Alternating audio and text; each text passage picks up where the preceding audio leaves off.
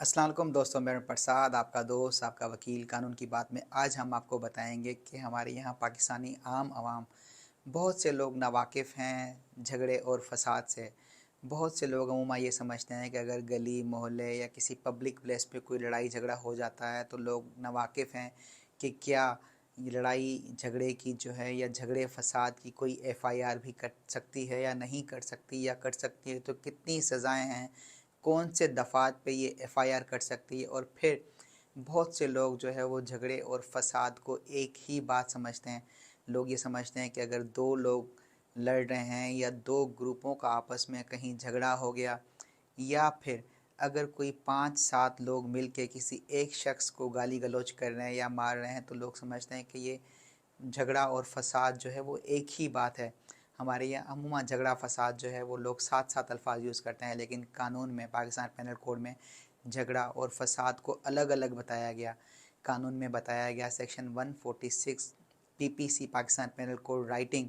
अब राइटिंग क्या है, हम स्लाइड पे आके आपको बताते हैं। राइटिंग का बताया गया कि when ever force or violence is used by an unlawful assembly or by any member thereof in prosecution of the common object of such assembly, every member of such assembly is guilty of the offence of writing। अब writing बताता है, writing को हम उर्दू में कहते हैं फसाद। Section 146 ये कहता है कि अगर कोई अनलॉफुल असेंबली, अब अनलॉफुल असेंबली क्या है? अनलॉफुल असेंबली बताया गया कि जहाँ 5 या 5 से ज़्यादा लोग किसी कॉमन ऑब्जेक्ट के तहत, अब सपोज़ करें कि कहीं 4 दोस्त आपस में बैठे हुए हैं कुछ खाने पीने के लिए, बात करने के लिए, तो क्या ये इलीगल है? तो नहीं, ये बिल्कुल लीगल है। हम यहाँ पे हमारे फंडामेंटल राइट्स हैं कि हम बिल्कुल इकट्ठे हो सकते हैं किसी भी जगह पीसफुली अपनी कोई भी गैदरिंग के लिए। और फिर अगर क्या वहाँ पाँचवा शख्स, जिस तरह से कानून में बताया गया कि 5 या 5 से ज़्यादा, तो अगर क्या वहाँ पर एक पाँचवा शख्स आता है तो फिर क्या वो असेंबली अनलॉफुल हो गई? तो मैं कहूँगा कि नहीं। अगर वो पीसफुल पर्पज़ के लिए, आप किसी गैदरिंग के लिए दोस्त एक होटल पे बैठ के चाय पीते हैं, खाना खाते हैं, तो ये हमारे फंडामेंटल राइट्स हैं। लेकिन यहाँ जो बात की गई 146 में, जो बताया गया अनलॉफुल असेंबली, अनलॉफुल असेंबली का मतलब ये है कि सपोज़ करें 5 या 5 से ज़्यादा दोस्त या 5 से ज़्यादा अशख़ास जो हैं वो एक जगह बैठ के, सपोज़ करें कि हम 5 दोस्त आपस में बैठे हुए हैं। मैं आपको मिसाल दे के समझाता हूँ कि 5 दोस्त हम एक जगह बैठे हुए हैं खाने पीने के लिए, और फिर एक दोस्त कहता है कि यार वो सामने वाला जो मकान है ना, ये मकान हमारा है लेकिन फ़लाँ शख्स ने वहाँ पे कब्ज़ा किया हुआ है और वो खाली नहीं कर रहा। फिर एक दोस्त कहता है कि यार बस अभी चाय पी के उठते हैं ना, फिर वहाँ पे इनसे अभी खाली कराते हैं।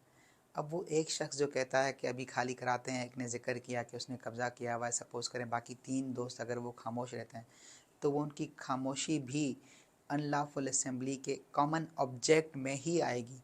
अब अगर वो 5 शख्स उठ के वहाँ से जाके उनसे, उस एक शख्स से हाथापाई करते हैं या उससे मकान खाली कराने की कोशिश करते हैं या व्हाट्सएवर कोई भी इल्लीगल एक्ट, गाली गलौज करते हैं, मारते पीटते हैं, तो ये आएगा 146 में, जिसे हम कहते हैं फसाद।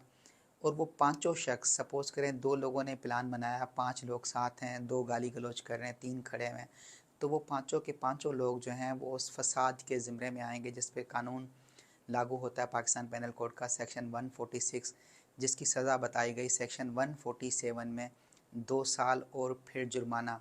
फिर आगे बताया गया कि अगर उस अनलॉफुल असेंबली के पास सपोज़ करें कोई असला है और डीडली वेपन, डीडली वेपन का मतलब ये कि या असला या ऐसी कोई चीज़ जिससे किसी की जान जा सकती हो, कोई सरिया, कोई छुरी, कोई इस तरह का कोई भी ऐसा एलिमेंट उनके पास हो जिससे किसी की जान जा सकती है, तो उस पर फिर सेक्शन लगेगा 148। 148 में सज़ा बताई गई 3 साल और फिर फ़ाइन और फिर अफरे, जिसे हम कहते हैं झगड़ा। आए हम स्लाइड पे आपको बताते हैं कि अफरे क्या है। अब अफरे, जिसे हम उर्दू में कहते हैं झगड़ा, बताया गया पाकिस्तान पेनल कोड के सेक्शन 159 में, affray when two or more persons by fighting in a public place disturb the public peace they said to commit an affray. यहाँ अफरे का मतलब है कि जहाँ दो या दो शख्स या फिर दो ग्रुप अगर कहीं लड़ाई झगड़ा अचानक से जिस तरह से हो जाता है, तो वो आता है सेक्शन 159, जिसकी फिर सज़ा बताई गई 160 में, जिसकी सज़ा बताई गई 1 मंथ एंड फिर 100 रुपीज़ तक का फ़ाइन बताया गया। अब झगड़ा और फसाद क्योंकि दो अलग चीज़ें हैं। अब फसाद में एक बार फिर बताता चलूँ कि जहाँ एक अनलॉफुल असेंबली हो और उस अनलॉफुल असेंबली का एक कॉमन ऑब्जेक्ट हो। सपोज़ करें किसी अनलॉफुल असेंबली के कॉमन ऑब्जेक्ट से किसी की जान चली जाती है तो फिर उसमें सेक्शन ऐड होगा जिस तरह से कत्ल 302 पे।